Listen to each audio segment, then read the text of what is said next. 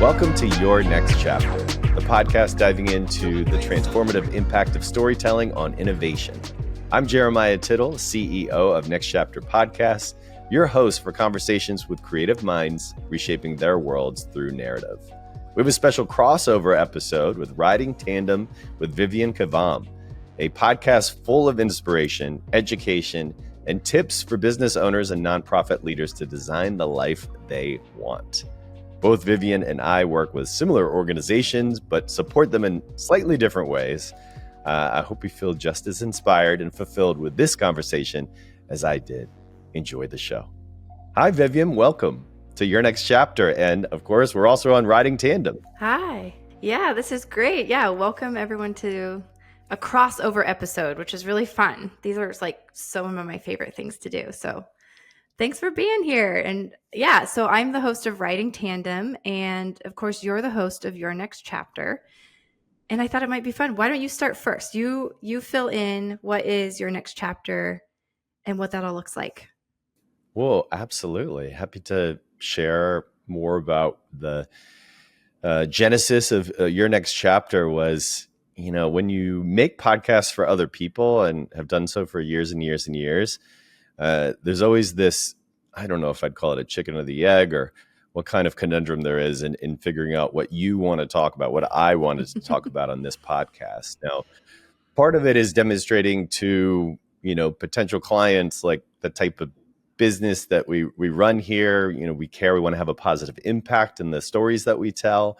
And I thought, what better way, working with our talented executive producer, Nick Kastner, what would be a better way to get that message across, but also to meet folks that are doing cool, creative shows themselves, such as you, Vivian.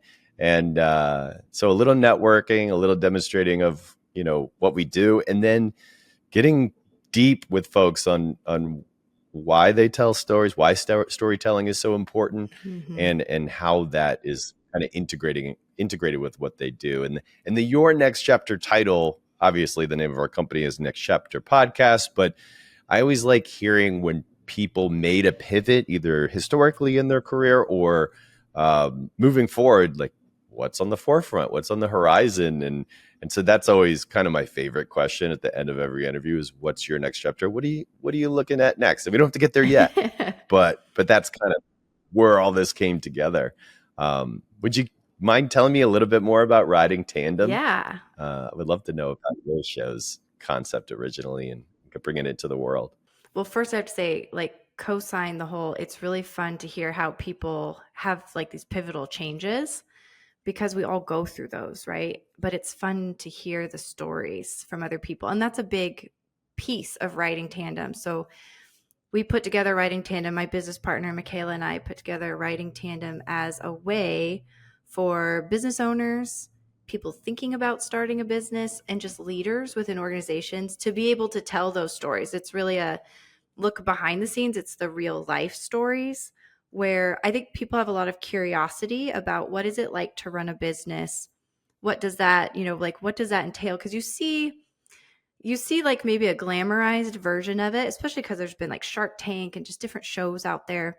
So what does it really look like? What are the behind the scenes stories? And then for people who are even in it already, the business owner themselves, I think they sometimes can get stuck in a bubble. I know I have as a business owner, where we don't share our stories with each other, whether we're protecting, something. We're like, oh gosh, we don't want somebody to know that that's what's really happening, or we're just busy and things are going on. So this Riding Tandem is a place to be able to share those stories, have encouragement, and then also just to pick up some great tidbits along the way too. So sometimes we have experts on as well who can just help bring a new, fresh idea, maybe inspire someone in a different way, but definitely very story driven. Because I feel like that's where we learn, right? I mean, gosh, that's how how your business is shaped, is around this idea that when we're sharing stories, I feel like we learn a lot, don't you think? 100%.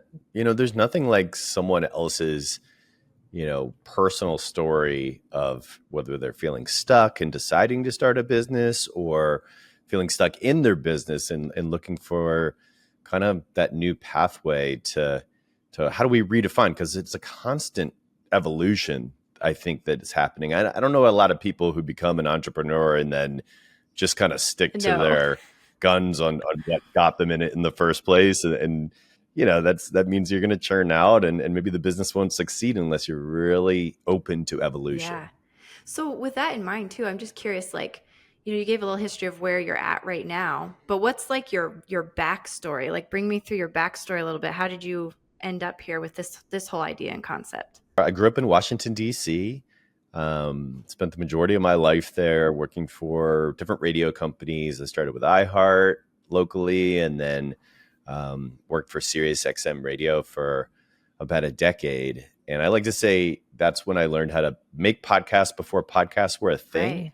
I was producing a lot of weekly shows with some famous people from different walks of life, um, and I remember distinctly the tail end of that time when Apple Podcasts was just getting started, iTunes, and we'd put our shows on iTunes, and I thought to myself, I was like, who's going to listen to this? I mean, I guess it was a nice way to give away something for free on that platform. But yeah, I always thumbed my nose at the podcasting world until I joined a company, TuneIn Internet Radio in San Francisco. And it's a proper tech company, but internet radio. And I launched, handful of podcasts there in the 3 years that I was there.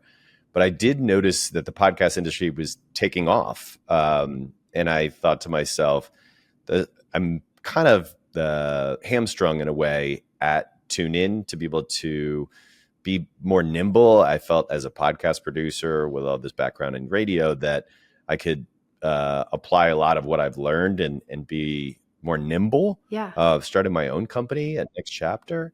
So that's where I saw the opportunity. And then so fortunate, the timing of our first original podcast, the 500, we got a deal with Spotify. And then we produced a News for Kids show with my partner in the kids department, Tracy Kaplan. Yes. This News for Kids show, the 10 News, we got to deal with iHeart for that. And since then, it's been producing podcasts for clients and for nonprofits mostly that really want to tell stories, and for us to be able to facilitate that has been such a pleasure over the last 6 years. Amazing. That's awesome. Yeah, the kids news program, when we first met, I was like, hold up. I have listened to that. And it's great. Like, it's such an excellent way for kids to just kind of be in the know. I remember listening to it, and I don't even know why. I don't remember. I was not a child when I was listening to it, but yeah, Yeah. I just love that. It was such a great, it's such a great way for kids to be able to like be in touch with things in a great positive way too. So yeah, so it was kind of this like fun moment where I was like, wait, you're the people behind the scenes with that? That's so awesome. Oh, very sweet. Well, the majority of the praise needs to go to Tracy because she's kind of day to day producing, that executive producing and the creator of the show. And I think like you get in these situations where it's like, how do we talk about this really touchy subject, Yeah. but do it in a way that kids can understand? It Mhm. doesn't scare them necessarily, but it's also not.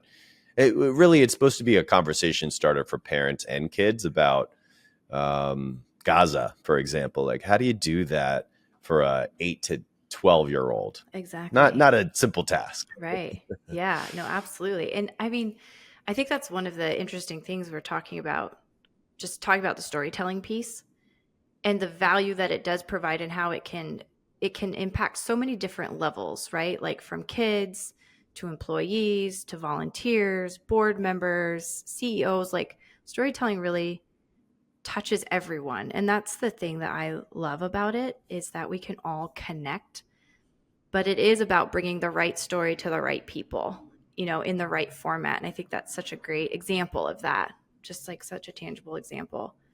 I also, okay, so this makes so Yeah. much more sense. The radio voice. Is this why you have the radio voice? It's so Yeah, good. and I'm still on the radio.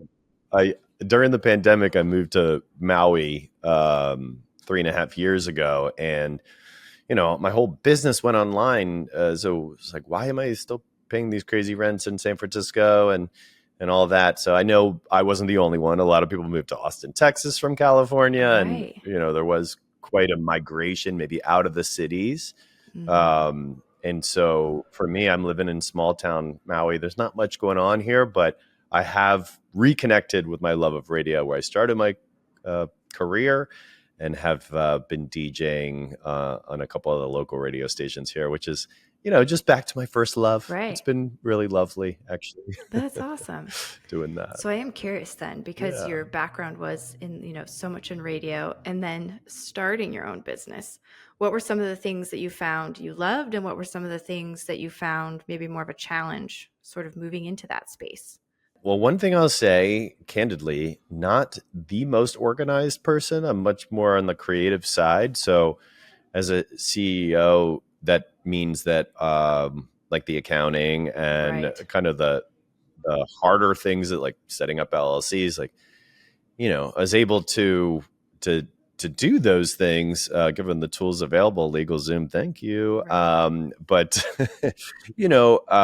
we since have a lawyer and other folks that are helping the business kind of stay on track with the IRS, et cetera. We have a great accountant, all that. But the story I was going to tell you is that we had a COO up until late last year, and when he left to go back into the corporate world and leaving this little startup here, I became the COO as well. And I will not say it's a passion for me. It's definitely, making sure people get paid on time. We just got through the first tax season without the COO, and that Hmm. was my biggest trepidation and concern. I think we got through it unscathed, but They will let but you like I know. said, not my passion, but yeah, but it's definitely been a challenge, and an exciting one. Maybe less excitement, but more, like trying out muscles that aren't, super strong, and kind of getting checking the boxes and dotting the I's and crossing the T's, hopefully against my kind of natural inclination. Yeah. It is interesting to wiggle into spaces that don't feel particularly comfortable. And when you're running a business or a nonprofit too, I know like we both have a lot of crossover with for profit and nonprofit. And we do quite a bit of our work actually is with nonprofits as well. But in both, like you're often stretched and asked to wiggle into spaces that aren't necessarily like your wheelhouse or your first love. And we actually here at Tandem Works, even we're a small company, but we still have, we call it an accountability chart that we keep on the wall. And so I just have to say real quick, Mm. we also fill seats that are not our like we're not best suited for, but there isn't someone else to fill it. So we actually have a little hazard symbol next to those seats on our wall chart, just as a reminder, like to ourselves to give grace, but then also to each other of like, hey, Vivian's filling this seat and it's not really her wheelhouse. So she's doing the best she can. Um, but there is a Mm. hazard symbol there just as a reminder of like, this isn't like, I'm a little bit of a hazard here. So that's been helpful for us. And again, I mean, it's like, we're talk storytelling all the time, but like, that's like, it's the internal story. Like we need to remember our own narratives, right? Like within our organizations and even with ourselves, if we've got to give some grace and then look for the right people. we're, we're always like ready for the right people.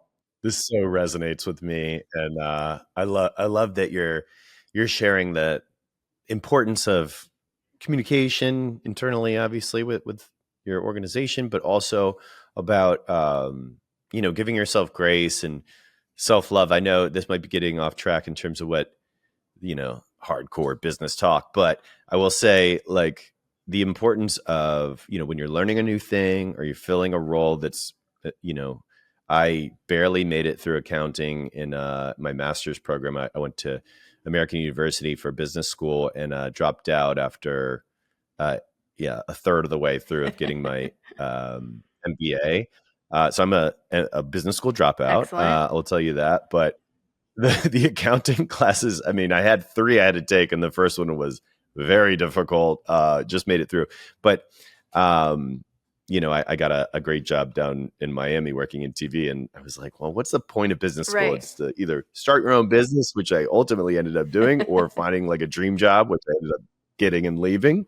Um, But all that is to say is that, you know, growing up, in DC, I have had a tendency to be really hard on myself and to be a perfectionist and all that. And what that doesn't really make room for is the delegation and the realizing you may not be the Mm-hmm. strongest at a certain aspect of your business, but rather than being hard on yourself and feeling really bad about it, feeling guilty, really acknowledging kind of publicly or privately within your organization, like, hey, that hazard sign is there for a Mm-hmm. reason. And one day we'll find a person who's really good at this.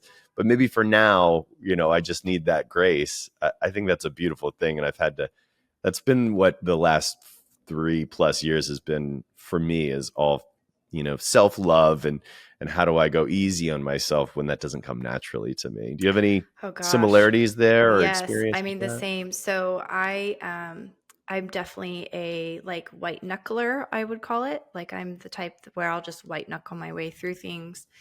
And some of that's just upbringing and like great parents. Awesome upbringing, but there was a little more of like, hey, we're just going to push through this.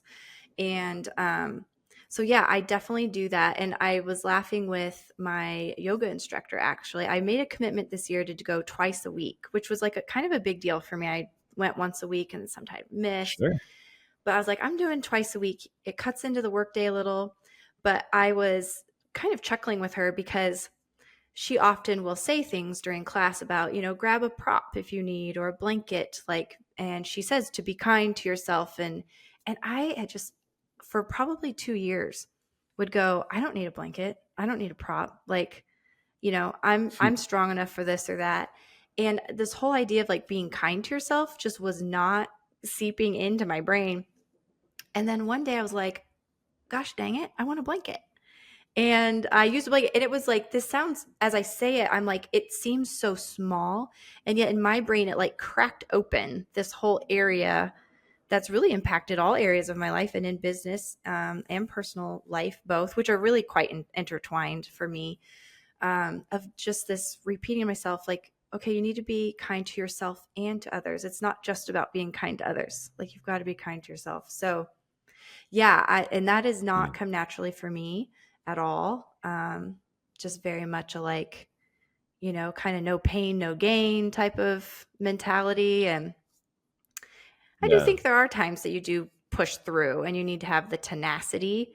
But I think I was like 99.9% tenacity and half of a percent of, kindness to myself. So yeah, it's been a journey. And again, it's like those stories that we tell ourselves, right?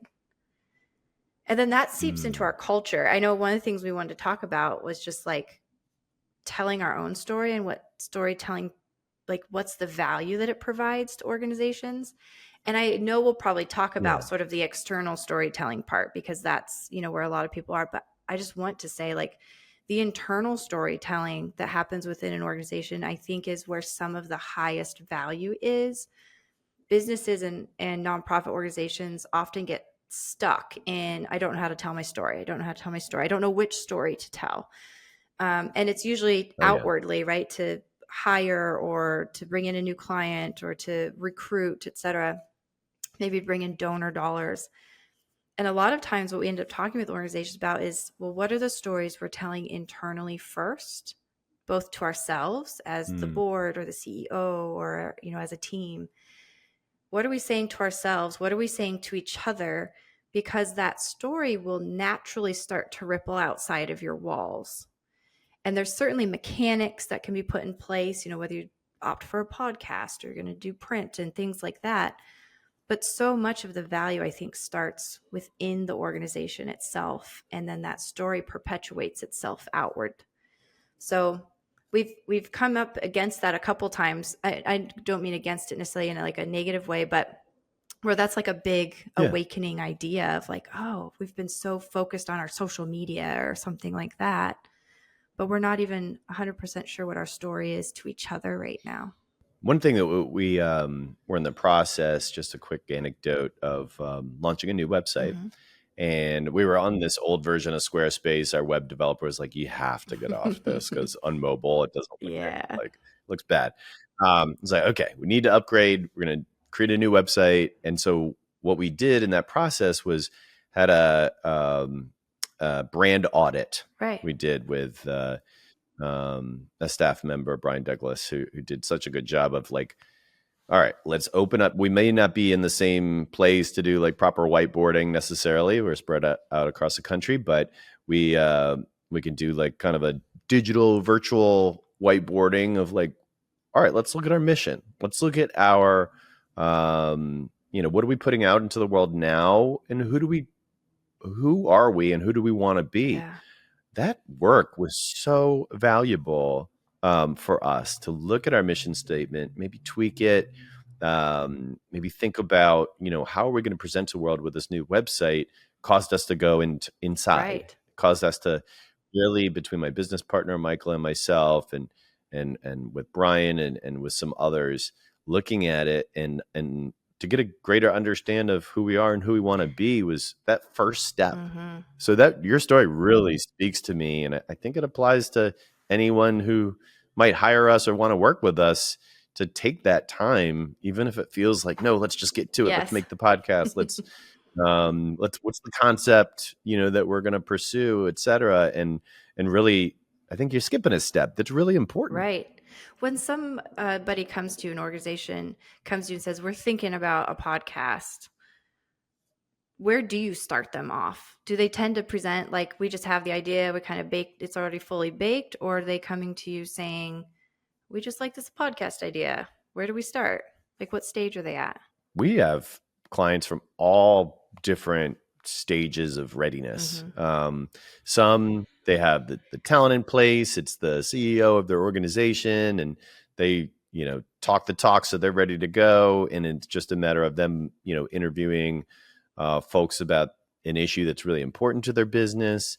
And then other times you have we're walking in the door with pretty much nothing, and it took us months to name the show, Right. and finding the talent took a lot of time because you want someone else hosting it. Like recent example was with the museum based in North Carolina called the Levine Museum of the New South. So they're a history museum with a social justice angle, which is very much aligned with the type of content we want to be creating. So the good thing is they have history, and history does well in Mm-hmm. podcasting. People want to learn and have good takeaways, and so okay, you're starting off with some good material there, but who's going to be the one talking? How are we going to craft each episode? Is it going to be, you have this more simple, we're doing an interview podcast now, so that's a little bit more simple than if you're adding in kind of a historical context of a teaser at the beginning of the episode, and maybe you have multiple interviews like we did for this series, as opposed to like this is just one interview Mm-hmm. and we're going to put this episode out. So yeah, the structure of it and how complicated that is, getting a good team with a strong producer with experience, and then a great sound designer and editors. And yeah, I like to say we build teams around people, even if that the people behind it, they might know they want a podcast, but how do they want it to sound? It's really a collaborative effort. What's your experience? Do you have fully baked most of the time? Do you have some that say, hey, I get the podcasting is valuable, but I don't know where to start, and you kind of pick up there? Yeah. So that's a great question. A lot of times podcasts generally with us come up during we have kind of a signature offering. We do a lot of customized work, which it sounds like you do as well. Like you're kind of picking and pulling and choosing Yeah. what makes sense. But we do have a couple of signature offers, and one is our communication and roadmap sessions. And so that's where a lot of people would think of it as like a marketing plan. We steer away from saying marketing plan just because sometimes that comes with the connotation of a checkbox. We checked a box, and now the marketing plan sits on a shelf somewhere or collects digital dust, as Michaela says, in some folder. Mm. So we use roadmap language because it really is like checklist roadmaps, simple goals, things we can get to. So during those sessions is usually when podcasting comes up. because it is a great tool for telling a story. It's a great tool for building awareness. It can also be a really great culture building tool for an organization as well. And I Yeah, don't know if you've run into this at all, but like there are actually companies out there that use podcasts almost internally, where they're using it like a, you know, an audio experience for large internal teams. So there's a lot of like avenues you can take. I mean, you can go crime scene podcasts, right? Like some people are always like, oh man, those are so cool. But within the organizations and that we work with, crime scene crime podcasts don't come up too often, which is kind of a bummer. I'm sure. Yes, my husband would be like, "Oh my gosh, that's like all we listen to when we're driving to national parks." So, I have to turn them off at some point. I'm like, I can't listen to another murder. Like, I need something a little lighter. We need a little 99% invisible or something right now. But yeah, Love it. that's when it really comes up is like, is this a good tool for us to use? Are we ready for it? And then does the organization have the ability to connect with someone like you, right? With an organization like yours who then can help take it to the next level. So when it comes to the podcast piece, we're usually helping more with some of the pre-work of here's what some concepts might be, here's what the formatting could look like. So we're kind of giving them the tools to start with that. Naming, people get so stuck on names, right? And like on the one hand, Oh I'm like, yeah. yeah, it is so important. And on the flip side, there are times where we tell clients, like, you need to pick one and move on. It's okay. Like, you can grow with this.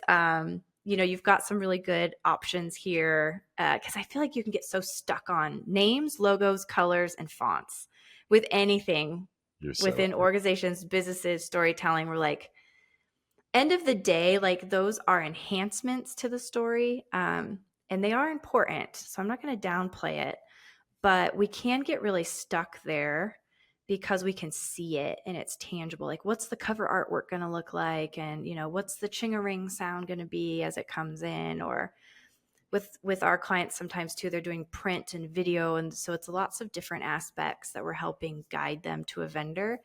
But that's one of the big things is like, let's massage the concept and then let's keep moving because you can always iterate. Like some of the biggest brands in the world have changed their logos and have switched colors and have even changed names. So Oh yeah. like you're going to be okay, you know, is sometimes the conversation we're having. Like hold our hand, we're picking, now let's keep moving. I love that. No, so much of what you just said resonated with me. And on the internal podcast we produced early on, a private podcast for Moet Hennessy USA. Okay. They only had 400 staff Yeah. members or employees, but they wanted to kind of share their DEI initiatives and talk more about what resources Mm, they had for their employees. That I felt like was such a good idea. You mm-hmm. know, it wasn't the most expensive production, but it was, I think, impactful to provide. I just believe people learn differently. You know, a lot of people are visual. Yes. Some people are readers, and then there's a subset of us psychologically. I say us, you know, humans. That listening is the best way to really permeate or get through to folks. You know that you just have that isolation of focus. You get your earbuds in, maybe you're putting an IKEA desk together or whatever it is while you're listening to a great podcast. Um, but I feel like that's powerful, and it's why, you know, in building podcasts, you know, it's just a lot of people, that really works for people. And so I'm wondering, it's really helpful to hear kind of how you structure it in supporting clients and vendors. I was just wondering, how much emphasis do you put on the storytelling aspect of Mm. it? Like, um, you know, some organizations might struggle to articulate their mission in a way that resonates with their audience. You know, what does that process look like for you? Yeah. So, as far as helping people like craft that, so mission, vision, value, purpose statements, core values, they can start to kind of like swirl together, right? And they are all pieces of your story and important pieces. But they also, again, can be places that we can get stuck. And then we start using fluffy Mm. words And so, one of the things that we do help our clients with is to kind of peel back the layers and say, forget the external for now. We're working internally, we're as a team, everything that we're saying stays here. We got to work the wiggles out a little. And so, Mm. we often start with the basics of your value proposition, right? What do you do? Who do you do it for? And how do you differentiate from everyone else? Or how do you do it in a unique way from everyone else? And so it's literally a fill in the blank exercise that we do. It's one sentence, and it can feel too simple. But a lot of times we find that both businesses and nonprofits have a really hard time articulating that into one sentence.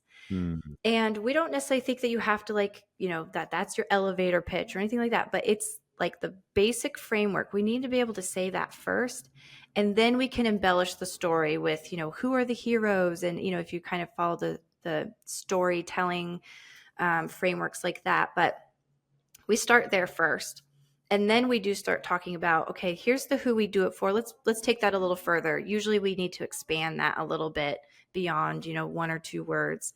The way we're unique, we start to expand that, because there's multiple unique ways.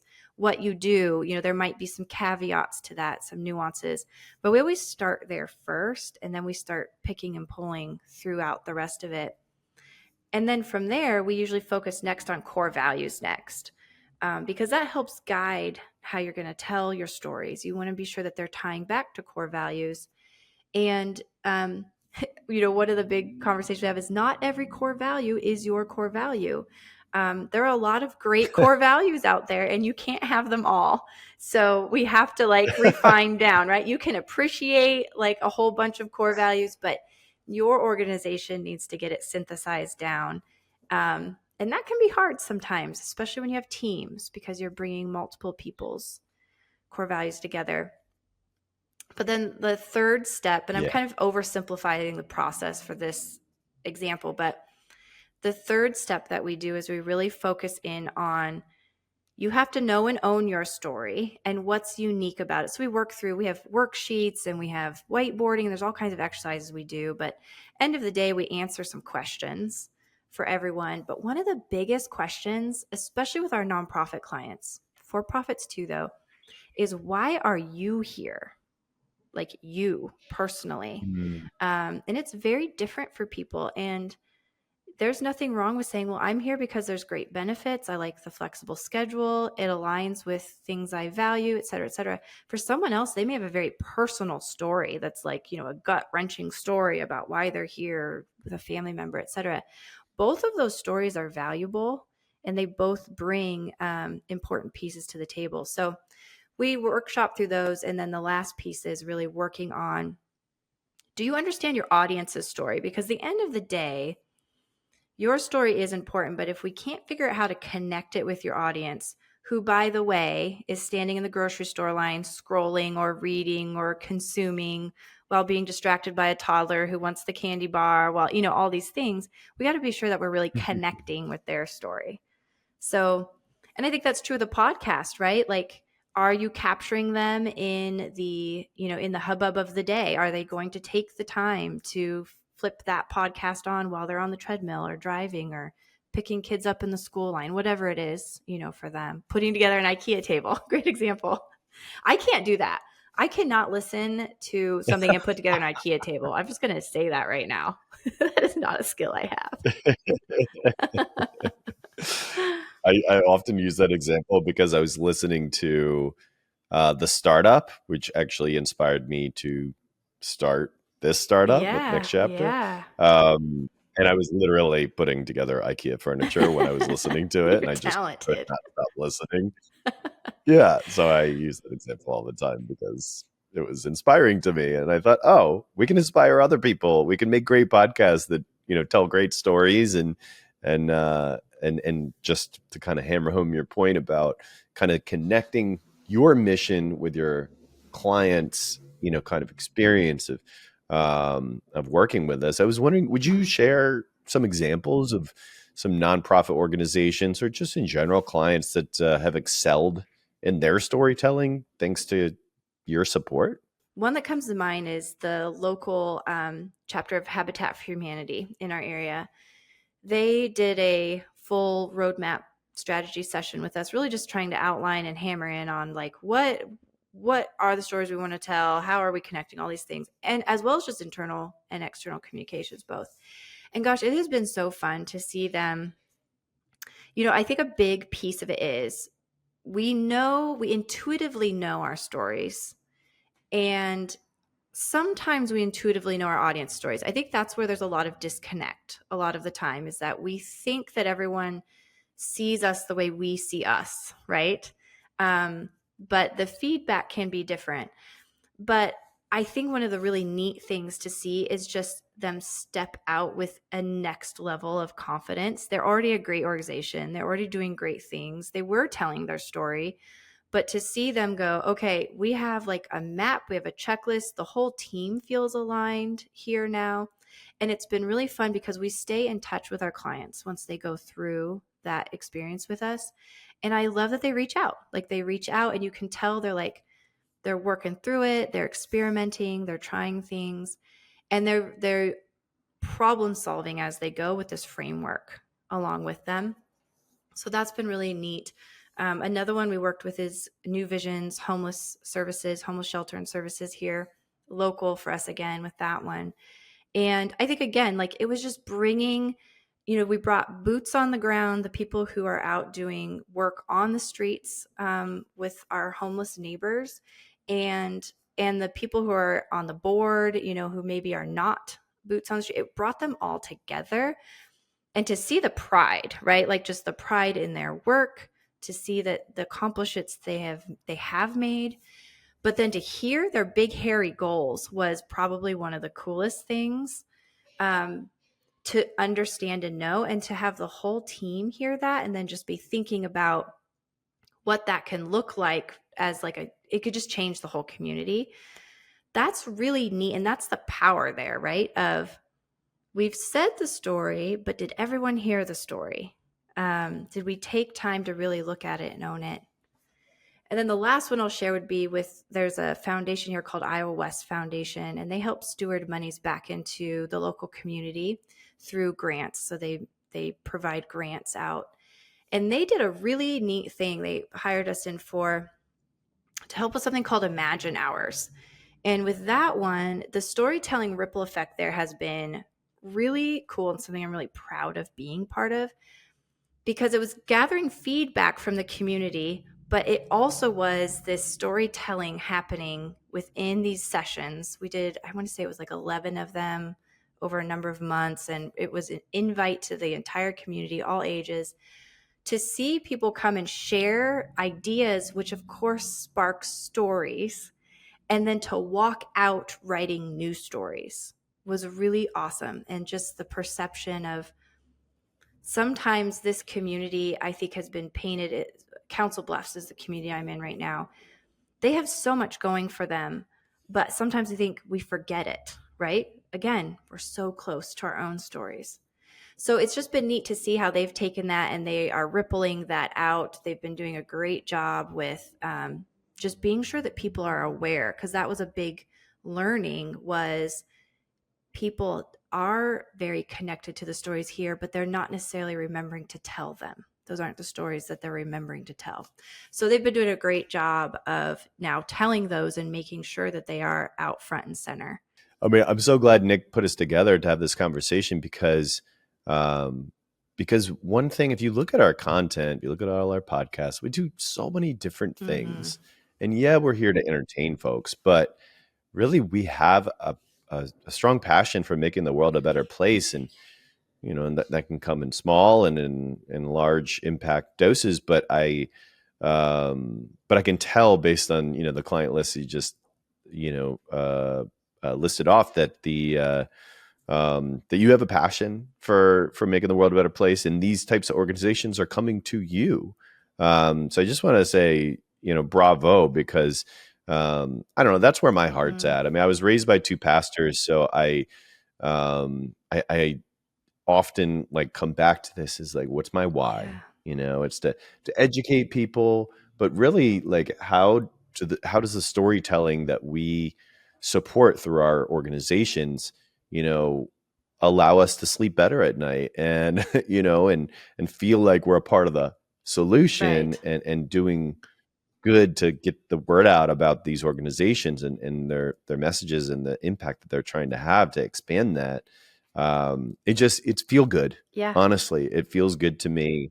As much as I'd love the biggest paycheck in the world for doing something that's, you know, that might might violate some of my values and morals, it's just not going to happen.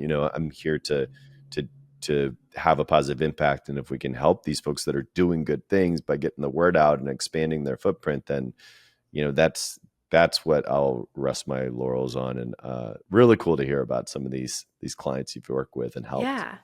When you, so like, I'll kind of push the question back at you too. I'd love to hear about how are organizations you're working with using their podcasts. Are they using it as an awareness piece? Are they using it? I know you mentioned the one, like the history kind of piece and getting that out there, but what are some examples of how organizations are using their podcasts? Late last year, late 2023, we worked with an organization that was really trying to reach a very specific goal, trying to reach women in the South, white women in the South who are religious and undecided Mm, voters. So our goal was to um, reach them with a faith-based message that is centered on social justice, on um, race, and trying to communicate, stories about, civil rights, and the progress that's been made there, but really using the church and um, the faith-based content to show, like, am I my brother's keeper despite what they look mm-hmm. like and where they come from. Um, it was a really unique and very, like I said, specific Right. target. But it felt like, especially leading into an election year, that if we can convince people that, because unfortunately, and not asking you to comment on any controversial topics here, but just specific to like the church, how it's often, we've seen recently, been used to kind of separate Mm-hmm. people, which is, like I told you, I have two parents that are pastors, and I wasn't raised that way, and so the goal is really to unify people and to see people, no matter what they look like or where they come from, as, family. And then how does that now extend to the impact that can be had in an election year, that how do people vote that reflects that. So yeah, so that was an interesting challenge, Absolutely. but really rewarding, to be able to create a show that had a big following, and to really use the marketing aspect of the engagement we had, because it wasn't just making a great podcast, it was also like, how do we market to folks that with this pinpoint focus. Mm-hmm. So that was a unique challenge, and a lot of fun. The show is called Purpose That Prevails, and it was definitely a unique and fun challenge. But beyond that, our biggest project, which really changed our organization, probably 4x'd it. I mean, in terms of the size and the team and the budgets and everything, was working with an organization called Play on Shakespeare as our partner and sister organization with our scripted fiction business. We make Shakespeare plays that are more modernized with a majority minority cast, and playwrights and directors. So Cool. um, coming from, a white guy 400 years ago in England, Shakespeare told some amazing stories, but how accessible is Mm. it? That's something we really wanted to do, is democratize this amazing storytelling. And we've done now 13 plays. Romeo and Juliet just wrapped up. We're getting into Taming of the Shrew, to kick off season 4. It's That's amazing to cool. me, year 4 of doing this. Yeah. And I really, kudos to my business partner, Michael Goodfriend, who's been an actor for multiple decades, done a lot of Shakespeare, and it was his idea. And I'm just so proud and really just pointing the finger at him in terms of like who's responsible for all this amazing content. I mean, it's Michael Goodfriend, and we're so grateful to Play on Shakespeare and the Hits Foundation to fund it. But a key moment I will say that we're leading towards back to this election year is Julius Caesar. We're going to do in, I want to say August, September, maybe October, leading into the election of that story. Et tu, Brute. I mean, it's so, at least from what I studied in school, like it's stuck in my mind for this amazing story, but I never thought about how that would apply to today's events of Right. power and politics. So we try to time it right, and now we're looking for like big time actors if we can get them to play the parts. But it's just so grateful to the fact that we can even do something like this and maybe have an impact with it too at the same breath. Yeah, what a fun, like, creative endeavor. And I'm even thinking, like, so I love the idea of some things, like, for this is probably not quite the right word, but like kind of for posterity's sake, right? Like, there's this, like, you're capturing these Shakespeare's stories in a way that can really be lasting, like legacy building. I'm kind of searching for the right word here, right? But No. I think that's really awesome. And what a fun way to spark an idea. Like, just thinking, like, the entrepreneur in me is like, yeah, some of the best ideas come from a friend, a conversation, a barbecue, a offhand, conversation, or comment, etc. Like, I was just thinking about getting a little off topic, but that stuff really excites me when people are like, oh, I'm thinking about starting a thing. And, nonprofits start the same way often, where it's like this conversation: what if we Yeah. could do this? What if we could change that? What if we could eradicate um, this thing? So I just really love where, like, concepts and ideas come from. So that's so cool. And yeah, year 4, congrats Yeah. on that. That's really starting to get some, like, Unbelievable. I mean, I feel like year 4, you start to really get in a groove, right? Do you feel like you're in a groove? Maybe I'm speaking for you. I just feel like that's around where you start to go, okay, like, we kind of know what we're doing a little bit most of the time. I do feel like we're in a groove, and I would add to that back to what we were talking about earlier on, as far as like how an organization evolves and always looking for the next thing. Um, you know, when I looked down and saw that the majority of our revenue comes from nonprofits, I thought, well, this is all based on relationships Mm, currently. It's mostly who you know, or maybe one step removed, someone will recommend us. Like that's how we got the gig with the Levine Museum of the New South in Charlotte, North Carolina, is because the interim CEO was the former, I think, president or something like that of the Chicago History Museum. And we had done a full pitch with them. mm-hmm. And then they had kind of a turnover. And so we ended up not working with them. But the CEO went to this other museum, Right. and they were like, hey, let's revive this podcast idea because I always loved it. And so, who knew? You never know. And I'm sure anyone listening to this, you can put feelers out, you can put a proposal out in your business, and then who knows how long it takes for something good to come from that, and that relationship that you built and showed, your passion and credibility, it could materialize in other ways down the road, Yes. so I think it's important to stay in touch for sure. And then also, just always do your best, in terms of like sharing, what you believe in. And then, the people that resonate with that, they'll find you, maybe down the road with a different organization. But all that is to say is that we put a lot more effort now into nonprofits because it has been successful for us, and I believe successful for the nonprofits we've been working with, because whether they have a lot of cooks in the kitchen or whatever it is, I mean, a lot of what we're talking about is messaging today and Mm-hmm. storytelling. That's the focus of this show, but people need help with that. And I Mm-hmm. found I even needed help with that. So I'm not here saying I have all the answers, but I am saying that it's really valuable to go through this process.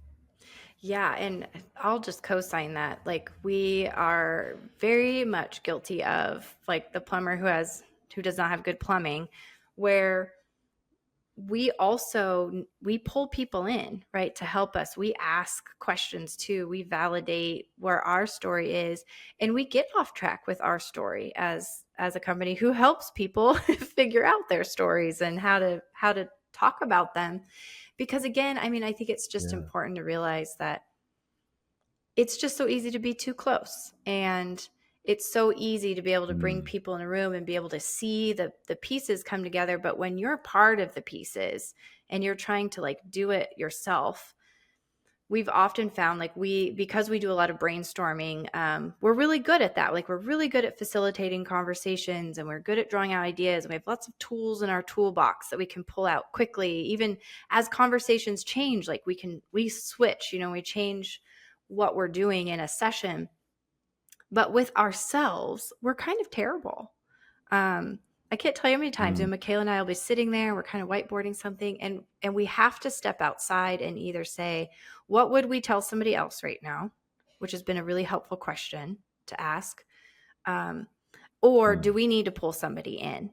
And not being too prideful, right? To say, like, we need help. Like, we need to pull in somebody who does what we do to help us figure out, these things. So that I think is just important to remember, like staying humble and staying curious. That's one of our core values, is to stay curious. Mm. And by asking questions, we can figure things out together with other people most of the time. Sometimes too, like you just got to sleep on it a little bit, come back to it, like full circle, and give Yep. yourself a little grace with that too. But that I think is really important to remember. Like you don't have to be the expert of everything, and you can pull other experts in. And I mean, the same with the podcasting. Like, Yeah. I think there's a lot out there. There's so many great tools out there. Like, can you produce a podcast on your own? Yes, absolutely. You can do that. Are there great tools, Yeah. technologies? Yeah, absolutely. But there is still value in pulling in people and a team and a company like yours, where they can come to you and say, we're trying to hash through these ideas, help guide us. You like utilize the wisdom of those experts as well. Which I am curious, like just thinking about Yeah. that technology piece. Like, are you finding technology pieces that you're using? Are there digital platforms that are like playing in for these nonprofits? Whether it's, are you noticing from a podcasting standpoint or maybe just other things too? Like, how's technology and digital platforms playing in for your clients right now? I think given the numbers that keep climbing for podcast consumption, the number I'm always looking at is percentage of the U.S. population that has listened to a podcast in the last month. Okay. So that goes up every year. Mm-hmm. The pandemic had a little ripple effect, where it was a big burst and maybe slowed down, but still, it continues to increase. So specific to the types of technology, some podcast listeners, a lot of them are getting more savvy, so they're using specific apps. So when we go through the marketing piece of, complementary to making a great podcast is getting the word out, because you can make the best podcast in the world and don't focus any dollars or divert any energy towards the marketing piece and just use your pre-existing channels. Well, you might find that not that many people show up. Right. So we have developed through a lot of failure over the course of the last 2.5 years, a bunch of marketing strategies and tactics to be able to reach people where they are. And while some of the nonprofits we talk to have a huge marketing department, or maybe not huge, but they have a marketing team. Do they have experience specific to podcasting? Do they have experience specific to the medium to be able to reach folks and retain them? Mm-hmm. Because there's also a lot of services out there that on the marketing front specific to podcasts that can get your numbers up, but then the day you stop paying them, you're back down to zero or 1 or 2 downloads a day. Right. And we've learned, out of the 15, 20 things we've tried, only a handful of tactics actually work with creating subscribers, creating that affinity, the loyal followers that want that next episode, versus kind of pay to play, and then you don't really see that retention. This has been so wonderful. I know we've gone over time. And we probably didn't cover most of the questions that Nick prepared, but I have just had such a good time getting to know you better, getting to know Tandem better. It's really been a pleasure for me, and I'd love to do this again sometime if you'd be open to it. Yeah, absolutely. I agree. Like, such a great conversation. I think there's so much here for people to gain, whether you're in the nonprofit, for profit, thinking about starting something. Like, we covered a lot of just really great things. And thank you, too. I feel like you've spoken to me as well, just some great encouragement and some ideas. And so I just really appreciate that, too. So thank you. Thank you very much for doing this. It's fun to do a little crossover episode. Thank you for listening to this episode of Your Next Chapter. Leave us a 5-star review, hosted by JT, executive produced by Nick Kastner, and edited by Justin Cortese. We drop an episode every other week, so follow the feed and stay tuned for future episodes. Thank you so much, Vivian. Yes, thank you.